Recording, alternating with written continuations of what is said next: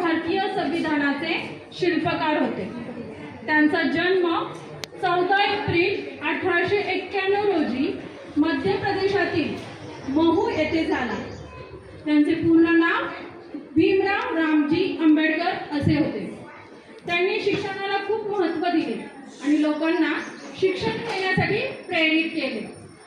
शिका, संघटित व्हा आणि संघर्ष करा हा त्यांचा जनतेला दिलेला संदेश आहे।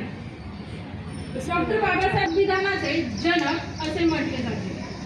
त्यांनी महिलांचे हक्क, कामगारांचे हक्क आणि समाजातील दुर्बल घटकांच्या उन्नतीसाठी अनेक कायदे आणि सुधारणा केल्या। त्यांनी आपल्या कठीण परिस्थितीतून शिक्षण घेतले, त्यामध्ये अभ्यास करून त्यांनी त्यांचं शिक्षण पूर्ण केले आणि जगातील सर्वोच्च विद्यापीठांमध्ये शिक्षण पूर्ण केले।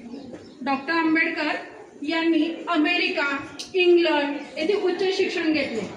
त्यांनी अर्थशास्त्र, राजकारण आणि कायदा या विषयांमध्ये यश मिळवले। ते भारताचे पहिले कायदा मंत्री होते। त्यांनी देशात